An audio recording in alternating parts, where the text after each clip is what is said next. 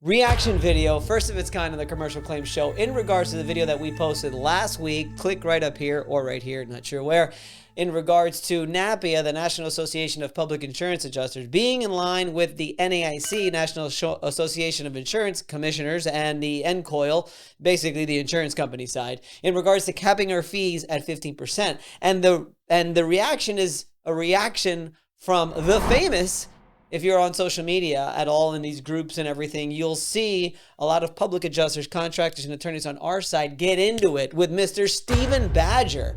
He commented on one of the posts that we did on LinkedIn promoting the video, and he's always getting into it with people on our side. So I'm actually I'm flattered and I'm honored to do this reaction video from a long reaction that he had to my video, and I'm totally cool with, because this is what opens up dialogue.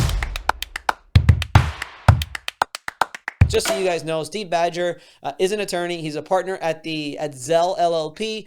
Zell is a leading international law firm for the insurance and antitrust sectors. Stephen Badger is, like I said, an attorney, and he works on the insurance company side, and he's always involved in a lot of these law changes and different things that go on throughout the country in regards to public adjuster statutes and law changes and consumer protection and all kinds of stuff. There's a lot that I could probably go into. What I know is Steve Badger's always getting into it with my good friend Matt Mulholland and different people in the industry as well. So again, I'm actually flattered that he commented, and I'm going to go through the comment and I'm going to react to it so that we could open up dialogue and see what happens. So he basically says, Vince, I have seen some of your content in the past. I usually don't have a problem with what you say, but you are way off base on the fee caps. All right, let's get into this. Doesn't need me to argue on his behalf, but I just attended their conference, which NAPIA did just have their conference last week, and I heard very, very good things about it. Unfortunately, I could not make it. I hope that I can make it next year.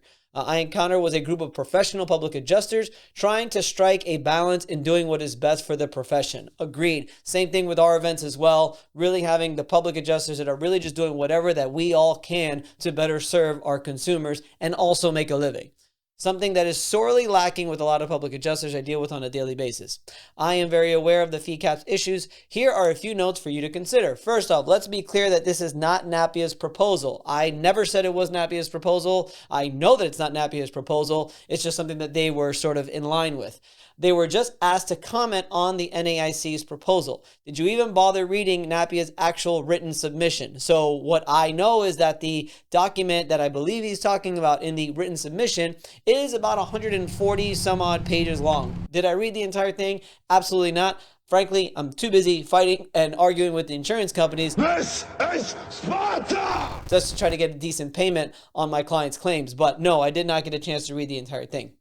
They strongly emphasize their preference for reasonable fee standard and reference the same issue you raised about small matters. Perfect. That's what I think it should be. We should be able to charge a reasonable fee. So he's going to get into here, but for example, if it is a $20,000 claim and it costs $20,000 and they can't find anything else, I'm not going to charge, or you should not charge 30, 40%. Fact is, a public adjuster should not charge so much that it really cuts into any kind of repair process. If you do a great job and you get them a lot more money on the insurance claim than they would have gotten without you, then you should be able to charge a premium. But even at a premium, you should not be cutting into the repairs that the person needs just to put their homes back together again. I hope that makes sense. They just noted that they would not oppose the cap language. I don't oppose the cap language either, and I said that at the end, and again, we're going to get into that here. I just think it should be more than 15%. Second, it is not a national bill. My bad. I thought it was a national bill. It is just a model law that would have to be accepted on state-by-state basis. The place to actually oppose the cap is in each state's legislation. Awesome. I apologize for not mentioning that in the video. That's okay. That's good. I like that. So each state has to do their own thing. Okay, perfect. So it's not a national bill. It is just a model law that would have to be accepted on a state-by-state basis. Perfect. Okay, I did not mention that. I apologize. Now we got it. Third and final, I find it quite telling that you don't oppose fee caps, but would just prefer a 30 to 40% cap rather than a 15% cap. I just want a cap, if there is a cap that's going to go national. And the reason why I said I'm okay with a fee cap is because it makes my life easier as a business owner to just already know what that cap is. But when you're licensed in a numerous amount of states, it's very difficult to keep up with the different fee caps and the different laws and regulations for each particular state. So having just one blanket fee cap, as long as it's high enough for me to play around with, then it's just is what I think is better. And that's why I threw out 30-40%, because in Florida, we have become very successful at 20%. Probably wouldn't charge more than that anyway to begin with. Curiously, nowhere in your video do you ever mention what is best for the homeowner. Okay, watch a lot of my videos, Steve. Mr. Badger, I'm sorry. At a 10% cap like in Texas, first understand real quick, the 10% Texas cap is on the entire RCV of the claim, and it is deductible included.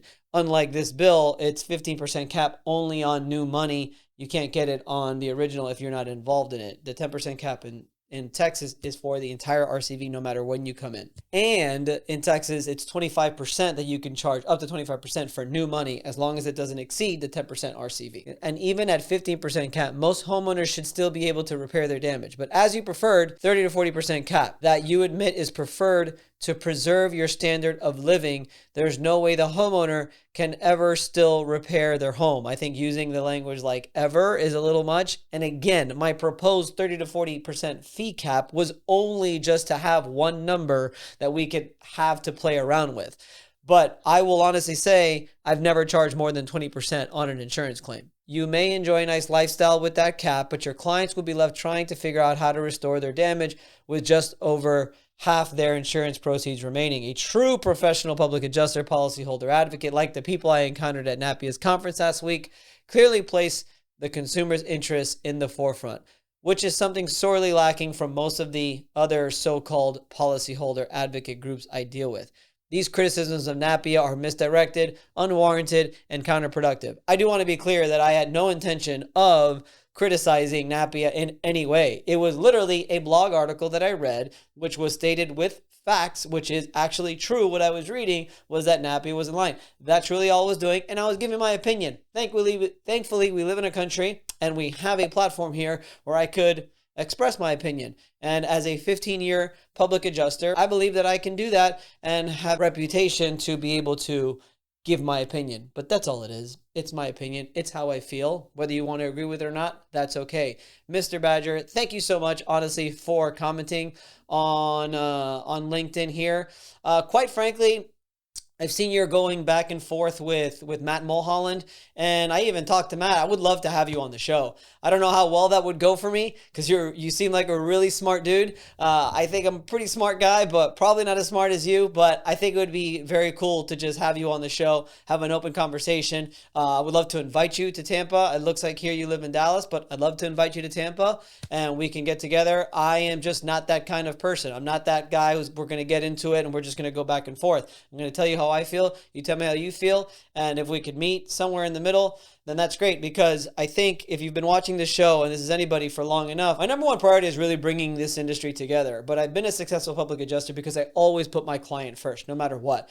Our big, hairy, audacious goal at Elite Resolutions, our public adjusting firm, is 100% customer satisfaction. We are doing everything we can. And if that means working pro bono sometimes, if that means cutting our fees so that the homeowner can do what they have to do to get their homes back together again, anybody that works with us knows that we have done that. We have done that on multiple occasions, just because that's what matters most is our reputation, and especially our reputation with our clients, our insureds, our homeowners, those that are suffering and trying to put their homes and their lives back together again. So that's it, guys. That's my reaction to it. That's the comment. Again, thank you, Mr. Badger, for commenting. So to provide this content and this video here, but I invite you to come to Tampa so that we could have a live face-to-face interview so that we can go ahead and really, just discuss exactly what's going on with the industry. Because I will say here in Florida, based on my last video or another video that I've got actually coming out, they're making it very difficult to be a public adjuster.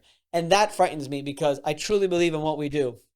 I'm very passionate and very prideful about my industry. And when we have our Florida-owned insurance commissioner or attorney general call us locusts, it's very offensive. So I may get defensive sometimes, but the fact is, I just love what I do. It's provided for my family and those that I love.